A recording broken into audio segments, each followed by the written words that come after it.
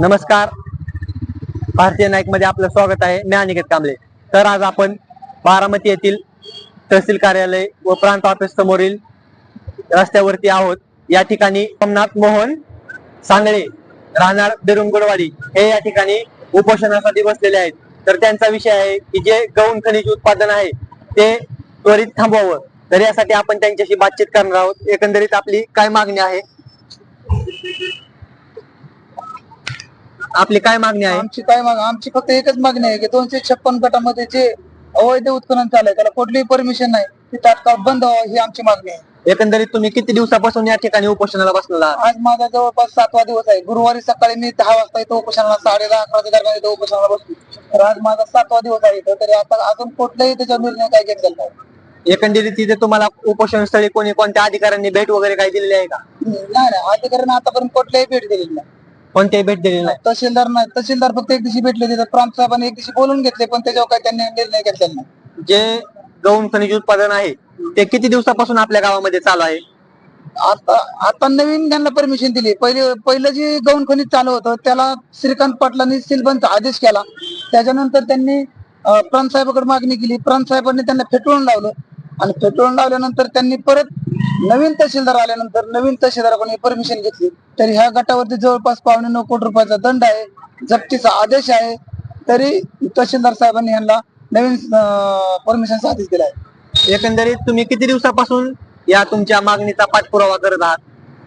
ह्या मागणीचा पाठपुरावा जवळजवळ मी तसा माझा पाठपुरावा ह्याच्या पाठीमागे 1.5 वर्ष झालं चालू आहे. पण सीलचा आदेश गेल्यानंतर मी थांबलो होतो. पण आता नव्याने तहसीलदार आल्यानंतर मी नव्याने जवळपास 1 महिना झाल्याचा पाठपुरावा करतो. म्हणजे तुमच्या त्या गौण उत्पन्नावरती ज्यांच्यावरती जप्तीचा आदेश आलेला असून देखील यांच्यावरती कोणतीही कारवाई केलेली नाही. जप्तीचा आदेश 7/12 न जोडता यांनी काय केले, पाठीमागून 2 वर्षाचे जुने 7/12 जोडले आणि चालू 7/12 यांनी जोडलेच नाही. चालू 7/12 यांनी जोडले नाही. एकंदरीत तुमची जे तहसील कार्यालयाचे जे प्रांत अधिकारी आहेत यांच्याकडे काय मागणी आहे? आमची एकच मागणी की हे तात्काळ बंद करावा. तात्काळ बंद करावा. किती दिवसाचं तुम्ही उपोषण या ठिकाणी धरलेलं आहे? आज 7वा दिवस आहे माझा. 7वा दिवस आहे. म्हणजे कंटिन्यू उपोषण धरणार आहे का? कंटिन्यू जोपर्यंत निर्णय येत नाही तोपर्यंत मी इथून उठणार नाही. एकंदरीत आपण त्यांच्याशी बातचीत केली की त्यांनी सांगितलं की जर आमची मागणी पूर्ण नाही झाली तर मी या ठिकाणाहून उठणार नाही. कारण त्यांनी गेल्या 7 दिवसापासून या ठिकाणी पाणी न पिता उपोषण धरलेलं आहे. सांगायचं झालं तर हे सर्व इथं बसलेले जे गावकरी आहेत, सोमनाथ मोहन सांगळे आणि सहकुटुंब बिरुंगुडवाडी यांच्या आदेशाने हे सर्व उपोषण चालू आहे. तर आपण अजून बातचीत करणार आहोत. काय वाटतंय तुम्हाला एकंदरीत? या ठिकाणी सोमनाथ मोहन सांगळे व त्यांचं संपूर्ण कुटुंब 7वा दिवस आहे आज उपोषणाचा. आमरण उपोषण आहे हे. त्याच्यामध्ये यांचं जर चेहरा बघितलं तर ह्यांना अशक्तपणा आलेला आहे. एवढंच समजतं की हे निवेदन देऊन सुद्धा याच्यामध्ये जे पत्र दिलं आहे, माझ्यापाशी पहिलं पत्र आहे. पहिलं पत्र बघा, 3/12/2024 रोजी जिल्हाधिकारी कार्यालय पुणे यांनी पत्र काढले आणि या पत्रामध्ये जिल्हाधिकारी कार्यालय पुणे काय म्हणतात बघा, गौण खनिज उत्खनन परवानगी दिल्यामुळे आम्ही संपूर्ण कुटुंब 5/12 पासून उपोषणाला बसणार आहोत. तरी सुद्धा तत्पूर्वी तहसीलदारांनी कानोपात्रा स्टोन क्रशर गाव मौजे बिरगुडवाडी जमीन गट क्रमांक 256 हे कायदेशीर दिलेला परवाना त्वरित रद्द करावा हा आदेश जिल्हाधिकाऱ्यांचा आहे. पहिलं पत्र. दुसरं पत्र आहे माझ्याकडे 30/11/2023 रोजी जे काय तहसीलदार साहेब आहेत आमचे जुने तहसीलदार श्रीकांत पाटील यांनी काढले की मौजे बिरगुडवाडी गट क्रमांक 256 मध्ये डबर उत्खननापोटी तयार झालेला तात्पुरता खानपट्टा मंडळ अधिकारी अंथुर्णे यांनी तात्काळ सीलबंद करावा असं पत्र 30/11/2023 रोजी तहसील कार्यालय इंदापूर जावक क्रमांक जावक क्रमांक सुद्धा आहे याच्यामध्ये. नंतर दुसरं पत्र काढलंय प्रांताधिकाऱ्यांनी 13/3/2024 रोजी जावक क्रमांक 145/2024 रोजी प्रांताधिकारी बारामती मौजे बिरगुडवाडी गट क्रमांक 256 मध्ये 2000 ब्रास जे काही विष्णू काय सिद्धनाथ माने यांनी 2000 ब्रासची परवानगी प्रांताधिकाऱ्यांना मागितली होती. त्याच्यामध्ये प्रांताधिकाऱ्यांनी सरळ सांगितले की परवानगी देता येणार नाही. आणि तिसरं पत्र आहे 18/3/2024 रोजी तहसील कार्यालय इंदापूर यांनी 18/3 ला काढलं बरं का. जावक क्रमांक बघा 24/2023 पत्र आहे डबल उत्खनन एकूण उत्खनन केलं आहे 8,125 ब्रासा. त्याचं जे काही रक्कम आहे 1,65,00,000. नंतर त्याची 5 दंडाची रक्कम 8,25,00,000 आणि रॉयल्टी रक्कम 4,47,00,000. म्हणजे एकूण वसूल पात्र दंड 8.25 कोटी रुपये आहे. ही जी रक्कम आहे ती 15 दिवसामध्ये वसूल करायची होती. कधी? 18/3 ती आजपर्यंत वसूल झालेली नाही. आणि याच्यामध्ये आमचे जे काही नवीन तहसीलदार आहेत जीवन बनसोडे साहेब, त्यांनी परवाना दिलाय 500 ब्रासचा परवाना दिलाय. कधी? 27/11/2024 रोजी ते 26/12/2024 पर्यंत 500 ब्रासचा परवाना यांनी काय केलाय? मंजूर केलाय. आणि त्या पोटी रक्कम बघा किती भरून घेतली या 3,46,157 रुपये. म्हणजे श्रीकांत पाटील यांनी 30/11 खानबंद केली, सीलबंद केली. 13/3 प्रांताधिकारी म्हणतात परवानगी देता येणार नाही. आणि ह्या श्रीकांत पाटलांनी नवीन परवानगी दिली या. मग जीवन बनसोडेंनी नवीन परवानगी दिली या. याचा अर्थ काय?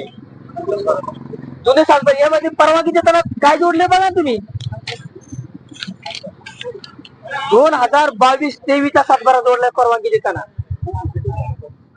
म्हणजे जुने सातबारा जोडून जर परवानगी मिळत असेल तर तहसीलदार आमचे खरंच एक आम्हाला शंका निर्माण होती या याच्यामध्ये की तुम्ही आज तहसीलदार आहे, तालुक्याचा न्यायदंडाधिकारी या, आमच्या इंदापूर तालुक्याचा न्यायदंडाधिकारी तुम्ही या. संपूर्ण कुटुंब तुमच्या एक निर्णयाची वाट बघतंय आणि आमचे तहसीलदार काय निर्णय देतात. जर नवीन सातबारा जाऊ का याच्यामध्ये नवीन सातबारावरती शेर आहे बघा, याच्यावरती जप्तीचा आदेश आहे म्हणून सातबारा जोडला नाही. आम्हाला एवढंच म्हणायचंय की कुठंतरी कुत्रं आंधळ दळतंय आणि कुत्रं पीठ खातंय. याच्यामध्ये परवानगी जिल्हाधिकारी म्हणतात की परवानगी रद्द करा, प्रांताला आदेश काढलाय. तरी आज यांचं प्रांताचं पत्र आलंय बघा. आणि या प्रांताच्या पत्रामध्ये उल्लेख काय बघा या प्रांताच्या पत्राचा. आजचं पत्र आहे 11/12/2024 रोजी. प्रांत साहेब काय म्हणतात? उपरोक्त संदर्भीय विषयान्वये मौजे बिरंगुडवाडी तालुका इंदापूर जिल्हा पुणे गट नंबर 256 मध्ये दगड उत्खनन वाहतूक करण्यासाठी आपण परवानगी दिलेली आहे तहसीलदारला म्हणतात. याबाबत मी दररोज भ्रमणध्वनीवरून सूचना देऊनही आपण त्यामध्ये गेली 5 ते 6 दिवस कोणतीही कार्यवाही केली नाही. याचा अर्थ काय? आज प्रांत अधिकारी रोज यांना फोन करतात, विचारतात काय झालं, तहसीलदार एकही उत्तर देत नाही. याचा अर्थ काय? आपण या संदर्भामध्ये पत्रान्वये स्थगिती देण्याबाबत अहवाल सादर करावा. त्या अनुषंगाने आपणास अशा सूचना देण्यात येत आहे की आपण जो परवाना उत्खननाचा दिलेला आहे त्यावर स्थगितीची मागणी केली आहे. ही विचारात घेता आपण सदरचे उत्खनन आपल्या स्तरावरून थांबावे. परवानगी दिली कोणी? जीवन बनसोडे साहेब नवीन तहसीलदारांनी. आणि आता प्रांत काय म्हणतात? तुम्ही थांबव. अहो कुठला नाही या. एकंदरीत तुम्हाला काय वाटतंय? शिक्षकांचा वरती मुख्याध्यापक असतो. जर शिक्षकांनी चूक केली तर मुख्याध्यापकाला तक्रार करावा लागतो. हे मुख्याध्यापक काय म्हणतात? हे प्रांताधिकारी म्हणतात की तुम्ही थांबावं. यांना आदेश आहे, यांना अधिकार थांबवायचा, स्थगित करायचा अधिकार आहे यांना. तरी सुद्धा प्रांताधिकारी अंग काढतात. एकंदरीत तुम्हाला आता तुमची एक लास्टची मागणी काय आहे की प्रांताधिकारी साहेबांपर्यंत की तुमचा निर्णय? आमची मागणी एकच आहे, या कुटुंबाला न्याय भेटला पाहिजे. आज हे कुटुंब 7 दिवस झालं आमरण उपोषण करते. आज हे कुटुंब 7 दिवस झालं. हे आजोबा आहेत, या आजोबांची 2 मुलं आहेत तिथं, त्यांच्या 2 पत्नी आहेत, आजी आहेत, संपूर्ण कुटुंब इथं बसले. 7वा दिवस आहे आज. तुम्ही काय न्याय देताय आमच्या कुटुंबाला? हा इंदापूर तालुक्याचा विषय, हा इंदापूर तालुक्याचा विषय आम्ही घेऊन जर प्रांत अधिकाऱ्याच्या दारात बसलो असेल आणि प्रांत अधिकारी मत असेल तर आपल्या स्तरावरून थांबावं. आम्ही मागायचं कोणाला? मग एकंदर एवढंच कळतं की याच्यामध्ये खूप मोठा गैरव्यवहार चालला साहेब. एकंदरीत ज्या सांगळे कुटुंबाने प्रांत अधिकाऱ्यांकडे मागणी केलेली आहे ही अतिशय रास्त मागणी आहे. कारण हे गेली कुटुंब महिलांसह त्यांच्या पुरुषांसह गेली 7 दिवस झालं या ठिकाणी उपोषणाला बसलेलं आहे. परंतु यांच्याकडे कोणत्याही अधिकाऱ्याने भेट दिलेली नाही. आणि येणाऱ्या दिवसात त्यांनी या सर्व मागण्या प्रांत अधिकारी साहेब पूर्ण करतील अशी त्यांची अपेक्षा आहे. आज उपोषणाचा 7वा दिवस आहे.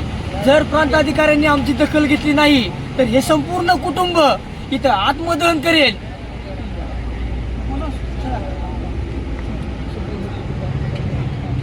आम्हाला योग्य निर्णय नाही दिला तर आम्ही इथून उठणार नाही निर्णय दिला तर आम्ही शेवटी आत्मदानापर्यंत जाण्यात तयार आहे.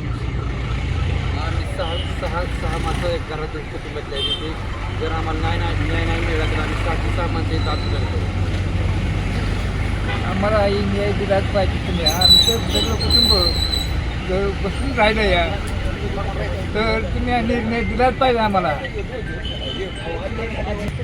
हा बोल. हा झोपूनच बोला येत नाही. आज मला बळच बोलते. तुम्ही जर नाही आमचा निर्णय घेतला तर आम्ही ही अशी जागच्या जागेवर घरी साथ आहे ती पण तशीच जागच्या जागेवर.